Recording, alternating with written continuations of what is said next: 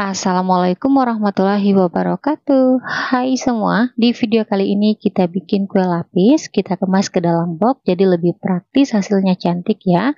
Cocok buat ide jualan di bulan puasa ataupun suguhkan bersama keluarga tercinta. Bikinnya mudah, rasanya enak, yuk kita bikin sama-sama. Untuk cara membuat, pertama kita siapkan panci, lalu kita masukkan 2 gelas atau 400 gram gula pasir untuk 1 gelasnya penuh. Gelas kedua gula pasirnya juga penuh ya. Masukkan 1 sendok teh garam halus. Lanjut masukkan 6,5 gelas atau 1600 ml santan, 1 gelasnya penuh. Gelas kedua santan penuh. Gelas ketiga penuh. Gelas keempat penuh. Gelas kelima penuh. Gelas keenam santannya juga penuh ya. Dan untuk yang setengah gelas santan batasnya seperti ini, jadi tidak penuh. Biar wangi tambahkan 2 lembar daun pandan. Lanjut kita masak. Untuk masak bahannya kita gunakan api kompor sedang aja. Kita masaknya sambil diaduk-aduk ya supaya nggak pecah santan. Dan ini kita masak santannya hingga mendidih. Untuk santannya ini saya gunakan santan segar dari 2 butir buah kelapa ukuran besar biar rasa kue lapisnya enak dan wangi. Nah, untuk santannya teman-teman wajib dimasak ya, biar kue lapisnya awet nggak cepat basi, apalagi kalau teman-teman bikin buat jualan. Kelihatan teman-teman santannya udah mendidih seperti ini. Oke, matikan api kompornya. Selanjutnya kita biarkan santan di suhu ruang hingga dingin. Selanjutnya kita bikin adonan. Siapkan wadah, masukkan 2/3 gelas atau 300 gram tepung beras untuk 1 gelasnya penuh. Gelas kedua tepung berasnya juga penuh. Dan untuk yang 2/3 gelas tepung beras batasnya seperti ini, jadi tidak penuh ya. Lanjut masukkan 1/2/3 atau 200 gram tepung tapioka untuk 1 gelasnya penuh. Dan untuk yang 2/3 gelas tepung tapiokanya batasnya seperti ini, jadi tidak penuh. Kemudian kita tambahkan setengah sendok teh vanili bubuk. Oke, selanjutnya kita masukkan santan yang kita masak di awal tadi. Ini kondisi santannya udah dingin. Untuk santannya kita masukkan bertahap, lalu kita aduk-aduk hingga adonannya tercampur rata. Oh ya teman-teman, sambil nonton videonya, buat teman-teman yang baru bergabung, salam kenal. Mohon banget untuk bantuan subscribe dan aktifin juga tanda loncengnya. Dan buat teman-teman yang sudah subscribe, saya ucapkan terima kasih banyak. Semoga teman-teman semua diberikan kesehatan dan dimurahkan rezekinya. Amin ya robbal alamin. Setelah adonannya sudah benar-benar tercampur rata, terakhir adonan kita saring biar hasilnya halus, nggak ada yang menggumpal atau menggerindil.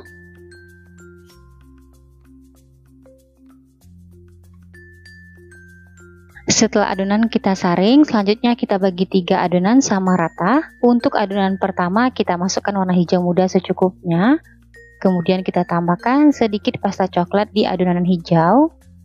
Lanjut di adonan kedua, kita masukkan warna pink secukupnya.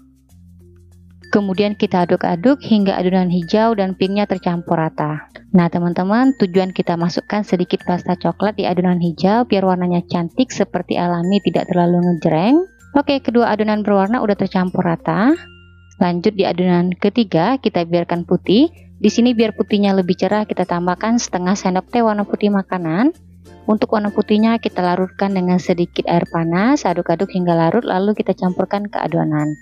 Untuk penambahan warna putih ini opsional ya. Kalau teman-teman nggak punya di rumah, nggak apa-apa, nggak dimasukkan. Tujuan kita campurkan biar lapis putihnya cerah, nggak buram. Oke teman-teman, ketiga adonan udah ready, lanjut kita kukus. Sekarang kita siapkan tin wall. Di sini saya gunakan box ukuran 200 ml. Untuk boxnya ini kita oles rata dengan minyak goreng, tipis-tipis aja ya, supaya nanti setelah kuenya matang mudah dikeluarkan.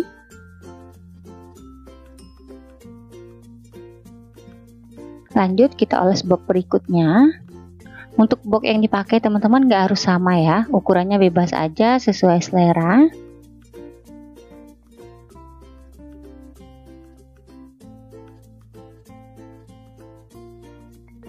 Setelah semua boxnya kita oles rata, adonan yang pertama kita kukus lapis hijau. Untuk per lapisnya saya masukkan 1 sendok sayur ukuran sedang. Nah di tahap ini untuk tebal tipis lapisannya sesuai selera ya. Setelah lapis pertama hijaunya udah masuk ke dalam box, lanjut kita kukus. Sebelum digunakan, kukusan sudah kita panaskan hingga mendidih.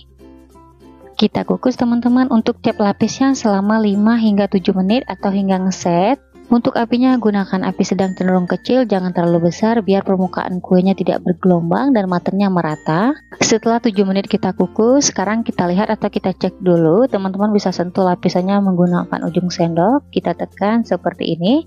Kalau lapisannya nggak ada yang menempel, nah ini udah set ya atau udah mengeras, barulah kita masukkan lapis kedua hijau. Untuk per lapisnya sama, kurang lebih 1 sendok sayur ukuran sedang. Untuk lapis keduanya juga kita kukus selama 7 menit. Setelah 7 menit kita kukus, lapis hijau yang keduanya udah set atau udah mengeras. Sekarang kita beralih ke lapis putih yang pertama. Kita masukkan untuk tiap lapisnya sebanyak 1 sendok sayur ukuran sedang. Untuk lapis putihnya juga kita kukus selama 7 menit.